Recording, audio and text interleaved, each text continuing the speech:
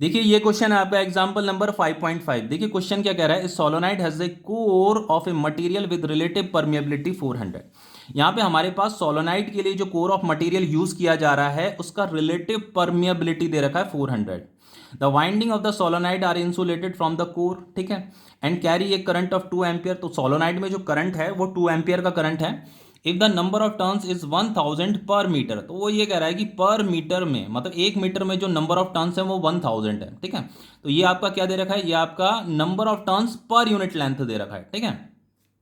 आगे हमसे कहता है calculate capital H, capital M, capital B, और ये भी कैलकुलेट करना है, मैग्नेटाइजिंग करंट भी हमें कैलकुलेट करना है। सबसे पहले ये कैपिटल एच का मतलब क्या होता है, कैपिटल एच को बोला जाता है मैग्नेटाइजिंग इंटेंसिटी, और ये जो कैपिटल एम होता है, कैपिटल एम का मतलब होता है मैग्नेटाइजेशन इंटेंसिटी।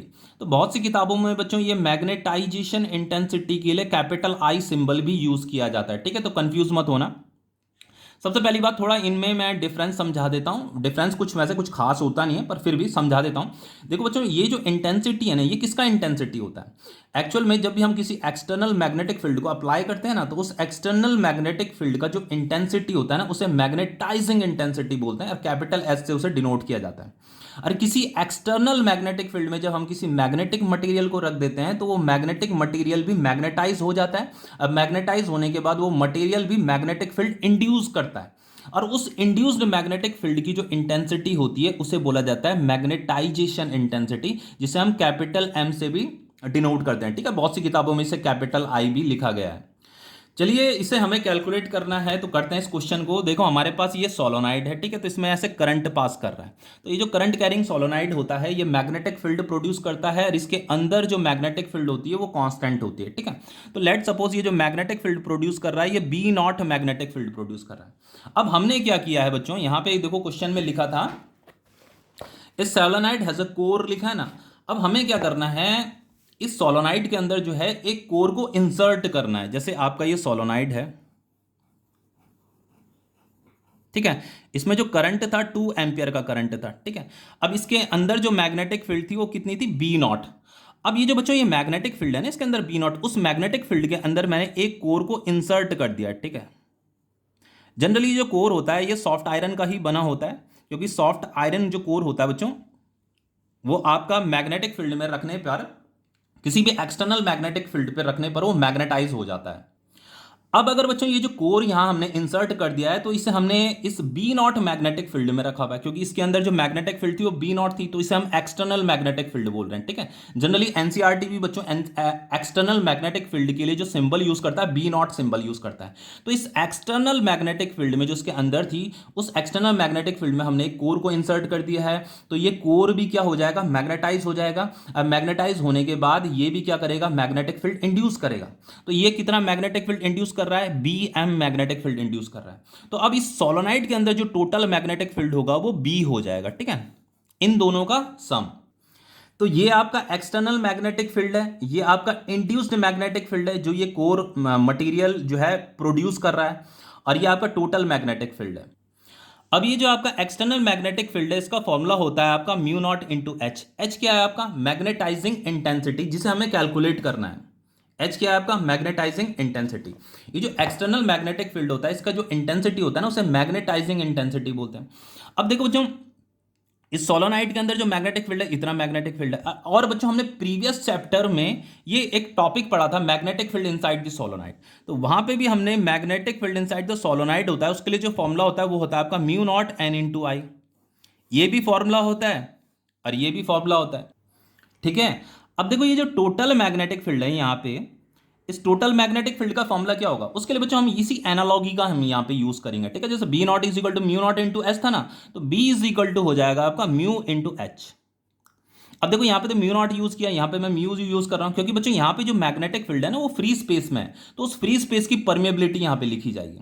और यहाँ पे जो ये टोटल मैग्नेटिक फील्ड है वो इस मटेरियल में से पास होकर के जा रही है, मतलब इस मटेरियल में से होकर के जा रही है, तो इस मटेरियल का जो परमेबिलिटी होता है उसे म्यू बोला जाता है। This is permeability of material, ठीक है, ये आपका परमेबिलिटी ऑफ मटेरियल है, ओके। उसी तरीके से बच्चों इसके अंदर जो टोटल मैग्नेटिक फील्ड होता है, जैसे B naught is equal to mu naught into N into I है ना, तो उसी तरीके से हम लिख सकते हैं B is equal to mu into N into I. ठीक है। तो ये आपका इक्वेशन फर्स्ट है, ये आपका इक्वेशन सेकंड है। तो अगर मैं इसे कंपेयर करता हूं तो mu into H is equal to क्या हो जाएगा, mu into N into I हो जाएगा। तो म्यू से म्यू आपका कट जाएगा, तो एच के लिए जो हमें फॉर्मूला मिलेगा वो मिलेगा एन इंटू आई। देखिए ना यहाँ पे एनसीईआरटी ने ये फॉर्मूला नहीं लिखा हुआ है H is equal to N into I, तो एनसीईआरटी ने तो डायरेक्ट लिख दिया है फॉर्मूला। अब हमें जस्ट यहाँ वैल्यू पुट करनी है। तो देखो एच इज इक्वल टू, ये आपका नंबर ऑफ टर्न्स पर यूनिट लेंथ है, तो नंबर ऑफ टर्न्स पर यूनिट लेंथ हमें दे रखा है ये 1000 दे रखा है, ठीक है। ये आपका 1000 दे रखा है, इनटू करंट दे रखा है आपका 2 एम्पियर, तो ये आ जाएगा। तो एच इज इक्वल टू कितना हो गया आपका, ये आपका 1000 था, तो ये हो जाएगा आपका 2 into 10⁻³ ampere per metre. Okay. अब देखिए यहां पे हमें ये मैग्नेटाइजेशन इंटेंसिटी भी कैलकुलेट करना है, ये टोटल मैग्नेटिक फील्ड भी कैलकुलेट करना है। बी का मतलब होता है टोटल मैग्नेटिक फील्ड। तो सबसे पहले इसे कैलकुलेट कर लेते हैं, ठीक है। ये आपका पार्ट ए था, अब ये आपका part B, total magnetic field. तो टोटल मैग्नेटिक फील्ड के लिए फॉर्मूला ये होता है आपका, बी नॉट का मतलब एक्सटर्नल मैग्नेटिक फील्ड और बी का मतलब है टोटल मैग्नेटिक फील्ड। तो टोटल मैग्नेटिक फील्ड के लिए हमारा जो फॉर्मूला ये है फॉर्मूला म्यू इंटू एच। अब देखो एच तो मैं यहाँ कैलकुलेट कर दिया है मैंने, अब ये म्यू मुझे कैलकुलेट करना पड़ेगा। तो म्यू के लिए क्या होता है, देखो हमें यहाँ पे रिलेटिव परमेबिलिटी दे रखा है, और रिलेटिव परमेबिलिटी ऑफ मटेरियल का जो फॉर्मूला होता है वो होता है आपका permeability of material divided by permeability of free space, ठीक है। तो म्यू इज इक्वल टू क्या हो जाएगा आपका, mu R into mu naught हो जाएगा। तो इस म्यू की जगह में, ये म्यू है यहाँ, म्यू इज इक्वल टू हो जाएगा आपका mu R into mu naught. तो यहाँ पे म्यू की जगह में आ जाएगा आपका mu R into mu naught into H. अब ये म्यू आर क्या बच्चों, इसे रिलेटिव परमेबिलिटी बोला जाता है। तो ये हमें गिवन है, यहाँ पे देखो ये दे रखा हमें, ये रिलेटिव परमेबिलिटी कितना दे रखा, 400। तो यहाँ पे ये 400 आ जाएगा। अब म्यू नॉट का जो वैल्यू होता है वो होता है 4 पाई इंटू 10⁻⁻7 होता है, और ये एच कितना दे रखा है आपका 2 इंटू 10⁻3। अब देखिए इसे अगर आप मल्टीप्लाई करोगे ना इसे, तो ये मल्टीप्लाई करने पे जो आपको वैल्यू मिलती है 10048 मिलती है, और इसे जब सॉल्व करोगे तो ये हो जाएगा आपका 10⁻⁻4। तो b इज इक्वल टू हो जाएगा, आप देखो आप इसे कैसे लिख सकते हो, इसे आप ऐसे लिख सकते हो, देखो ये 10⁻⁻4 है ना, तो 1 2 3 4 यहाँ पे डेसिमल आ जाएगा 1.0048, ऐसे लिख सकते हो ना, ये टेस्ला। और इसी को आप राउंड ऑफ में लिख सकते हो, इसे 1 लिख सकते हो राउंड ऑफ में, तो ये आपका कितना आ गया 1 टेस्ला, ठीक है। तो बच्चों यहाँ पे हमने जैसे इस कोर को इंसर्ट किया, तो कोर इंसर्ट करने पे टोटल मैग्नेटिक फील्ड कितना हो गया, 1 टेस्ला हो गया। पहले इसके अंदर जो मैग्नेटिक फील्ड थी, जिसे हम एक्सटर्नल मैग्नेटिक फील्ड बोल रहे थे, वो पहले इतनी थी, अब टोटल मैग्नेटिक फील्ड हो गई इतनी। तो अब यहाँ पे मैग्नेटिक फील्ड क्या हो गई, इंक्रीज हो गई है, ठीक है। अब देखिए अब हमें जो कैलकुलेट करना है, ये करना है मैग्नेटाइजेशन इंटेंसिटी।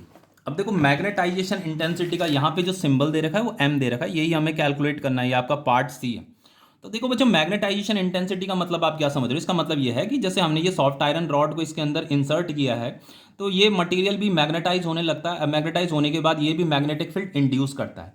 तो वो इतनी मैग्नेटिक फील्ड इंड्यूस कर रहा है, तो ये जो इंड्यूस्ड मैग्नेटिक फील्ड है, इस इंड्यूस्ड मैग्नेटिक फील्ड का जो इंटेंसिटी होता है ना, उसी को क्या बोला जाता है, उसी को बोला जाता है आपका मैग्नेटाइजेशन इंटेंसिटी। अब देखिए इसे कैसे कैलकुलेट करेंगे, देखो बच्चों ये हमारे पास टोटल मैग्नेटिक फील्ड का ये फॉर्मूला था ना, तो बस इस फॉर्मूले को मैं पहले यहाँ पे लिख रहा हूँ, total magnetic field is equal to external magnetic field divided by induced magnetic field. अब ये total magnetic field is equal to, ये जो एक्सटर्नल मैग्नेटिक फील्ड था इसका जो फॉर्मूला था म्यू नॉट इंटू एच था, तो यहाँ पे आता था म्यू नॉट इंटू एच आता था। तो ये एच क्या है बच्चों, इस एक्सटर्नल मैग्नेटिक फील्ड की इंटेंसिटी है। अब इस बीएम के लिए फॉर्मूला क्या बनेगा, इस बीएम के लिए जो फॉर्मूला बनेगा, ये जो इंड्यूस्ड मैग्नेटिक फील्ड है इसके लिए जो फॉर्मूला बनेगा म्यू नॉट, और ये जो मैग्नेटिक फील्ड है, इस मैग्नेटिक फील्ड की जो इंटेंसिटी होती है बच्चों, ये जो इंड्यूस्ड मैग्नेटिक फील्ड है इसकी जो इंटेंसिटी होती है उसे हम कैपिटल एम बोलते हैं, ठीक है। तो यही तो आएगा, ठीक है। तो फाइनली हम इसे लिख सकते हैं B is equal to mu naught, यहाँ पे कॉमन आ जाएगा एच प्लस एम आ जाएगा। देखो एनसीईआरटी ने भी यही फॉर्मूला लिखा है, B is equal to mu naught H plus M, समझ में आ रहा है।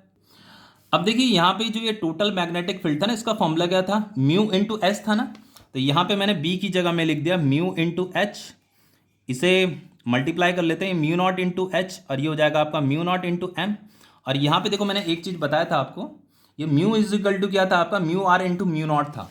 तो यहाँ पे म्यू की जगह में मैं लिख रहा हूँ, म्यू की जगह में लिख रहा हूँ mu R into mu naught into H, और ये mu naught into H plus mu naught into M. ये एम ही तो मुझे कैलकुलेट करना है, इसे मुझे कैलकुलेट करना है, ठीक है। अब देखो कैसे कैलकुलेट करेंगे, तो इसे मैं लिख सकता हूँ mu naught M is equal to ये हो जाएगा आपका mu R mu naught H minus mu naught H, ठीक है। तो यहाँ पे देखो ये म्यू नॉट एच कॉमन आ जाएगा, तो ये हो जाएगा आपका mu R minus one is equal to mu naught M. तो ये म्यू नॉट से म्यू नॉट कट जाएगा, तो एम इज इक्वल टू क्या आ रहा है आपका mu naught minus one into H. रुकिए बच्चों, यहाँ पे देखो ये म्यू नॉट एच मैंने कॉमन लिया था ना, तो यहाँ पे ये म्यू नॉट आर आएगा, ठीक है। ये म्यू नॉट आर आएगा, ठीक है। यहाँ पे ये म्यू नॉट आर आएगा, तो ये म्यू नॉट से म्यू नॉट आपका कट जाएगा, तो एम इज इक्वल टू ये हमें फॉर्मूला मिला, ठीक है। देखो यहाँ पे एम का फॉर्मूला क्या लिखा हुआ है, ये लिखा हुआ है ना mu naught R minus one into H लिखा है, तो ये हमें मिल गया mu R minus one into H. अब देखो यहाँ पे रिलेटिव परमिएबिलिटी कितना दे रखा था हमें, उसकी वैल्यू दे रखी थी हमें 400 माइनस वन इंटू एच मैंने कितना कैलकुलेट किया था यहाँ पे 2 इंटू टेन की पावर 3, तो ये हो गया आपका 2 इंटू टेन की पावर 3, तो ये कितना हो जाएगा आपका, ये हो जाएगा 399 इंटू टू इंटू टेन की पावर 3। तो इससे मल्टीप्लाई करते हैं, 2 9 जा 18, 2 9 जा 18, 19, 2 3 जा 6 7, ठीक है, इंटू टेन की पावर 3। तो इसे मैं लिख सकता हूँ 7.98, अगर मैं इसे साइंटिफिक फॉर्म में लिख सकता हूँ तो ये 10 की पावर 2 ऐसे लिखा जा सकता है, और इंटू ये 10 की पावर 3 भी है, तो ये हो जाएगा आपका 7.98 इंटू 10 की पावर 5, और इस 7.98 को मैं राउंड ऑफ में 8 लिख सकता हूँ, 8 इंटू 10 की पावर 5। देखो यही आपका आंसर है, 8 इंटू 10 की power 5 ampere per metre, ampere per metre. अब देखो आपका लास्ट वाला पार्ट क्या कह रहा है, देखो इसे समझते हैं हम। अब देखिए बच्चों, अब हमारा ये है मैग्नेटाइजिंग करंट IM हमें कैलकुलेट करना है। अब इस मैग्नेटाइजिंग करंट का मतलब क्या होता है, देखो यहाँ पे लिखा हुआ है magnetising current IM is the additional current that needs to be passed through the winding of the solenoid in the absence of the core which would give a B का मतलब टोटल मैग्नेटिक फील्ड, ठीक है, which would give total magnetic field as in the presence of the core. वो ये कह रहा है कि किसी भी सोलोनाइड में कितना एडिशनल करंट हम पास कराएं कि उस एडिशनल करंट पास कराने से वो सोलोनाइड उतना ही मैग्नेटिक फील्ड बनाए जितना मैग्नेटिक फील्ड वो प्रेजेंस ऑफ कोर में बना रहा था। जैसे यहाँ पे बच्चों, यहाँ पे हमने कोर इंसर्ट किया था ना, तो कोर इंसर्ट करने पे वो इतना मैग्नेटिक फील्ड बना रहा था, लेकिन जब इसके अंदर कोई कोर इंसर्ट नहीं था तब ये कम मैग्नेटिक फील्ड बना रहा था। तो अब वो ये कह रहा है कि इसमें इस सोलोनाइड में हम कितना एडिशनल करंट पास कराएं कि एडिशनल करंट पास कराने से इसके अंदर जो मैग्नेटिक फील्ड हो जाए वो इसके ही बराबर हो जाए। समझ में आ रहा है? तो हमें यहाँ पे कुछ करंट बढ़ाना पड़ेगा तभी तो इसके अंदर मैग्नेटिक फील्ड बढ़ेगी। तो इसके अंदर जो मैग्नेटिक फील्ड है वो हमें किसके बराबर करनी है, इस बी के बराबर करनी है, ठीक है, जब हमने इसके अंदर ये कोर इंसर्ट किया था। तो बच्चों ये जो बी हमने कैलकुलेट किया था, कितना कैलकुलेट किया था, ये 1 टेस्ला कैलकुलेट किया था। तो वो ये चाह रहा है कि सोलोनाइड में हमें कितना मैग्नेटिक फील्ड बनाना है, 1 टेस्ला के बराबर मैग्नेटिक फील्ड बनाना है। तो उसके लिए मुझे कितना एडिशनल करंट यहां से पास कराना पड़ेगा, तो उस एडिशनल करंट को ही क्या बोला जाता है, आपका मैग्नेटाइजिंग करंट बोला जाता है। समझ में आ गया? उस एडिशनल करंट को ही मैग्नेटाइजिंग करंट बोला जाता है। अब देखो बच्चों, यहां पे देखो फॉर्मूला क्या था मैग्नेटिक फील्ड का, म्यू नॉट एन इंटू आई था ना। तो यहां पे देखो बच्चों, जैसे मान लो ये सोलोनाइड है, तो इसके अंदर मान लो हमने कुछ, इसमें पहले करंट आई था, अब हमने कुछ एडिशनल करंट दे दिया IM, ठीक है, इतना एडिशनल करंट दे दिया। यही तो हमें, ये जो आपका, इसी को हम मैग्नेटाइजिंग करंट बोल रहे हैं, जो आपका एडिशनल करंट है। तो इसके अंदर जो मैग्नेटिक फील्ड है अब क्या हो गई, बी हो गई। अब बी कितना है आपका, 1 टेस्ला है। हम चाहते हैं कि इसके अंदर 1 टेस्ला के बराबर मैग्नेटिक फील्ड हो जाए। तो इसके लिए फॉर्मूला क्या होगा, इसके लिए फॉर्मूला देखो, मैग्नेटिक फील्ड का फॉर्मूला क्या था, म्यू नॉट एन इंटू आई था ना। तो यहाँ पे फॉर्मूला क्या हो जाएगा, म्यू नॉट एन इंटू आई। आई क्या है आपका, I प्लस IM है, बस इतना। अब देखिए जो टोटल मैग्नेटिक फील्ड है वो हमारी 1 टेस्ला है, is equal to mu naught का मतलब होता है आपका 4 पाई इंटू 10 की power minus 7, number of turns पर यूनिट लेंथ दे रखा है आपका 10 की पावर 3 विच इज 1000। आई जो करंट था, पहले वाला जो करंट था वो 2 एम्पियर था, ये IM हमें कैलकुलेट करना है, ठीक है। तो देखो ऐसे करते हैं इसे, ये 1 इज इक्वल टू ये हो जाएगा आपका 4 पाई इंटू, इसे अगर मैं सॉल्व करता हूँ तो ये हो जाएगा 10 की पावर माइनस 4, ये हो गया आपका 2 प्लस IM। तो इसे हम ऐसे लिख सकते हैं 1/4 पाई इंटू 10 की power minus 4 is equal to 2 plus IM। तो IM इज इक्वल टू हो जाएगा आपका 1/4 पाई प्लस इंटू 10 की पावर माइनस 4 IM माइनस 2, ठीक है। अब देखिए इसे जब आप सॉल्व करोगे ना, तो इसे सॉल्व करने पे जो आपको वैल्यू मिलती है 796 वैल्यू मिलेगी, ठीक है, माइनस 2। तो IM इज इक्वल टू क्या हो जाएगा, इसे सब्ट्रैक्ट करोगे तो ये मिलेगा आपको 794 एम्पियर, ठीक है। तो ये IM कितना आ गया, ये आ गया आपका 794 एम्पियर। तो ये क्वेश्चन आपका कंप्लीट हो गया है।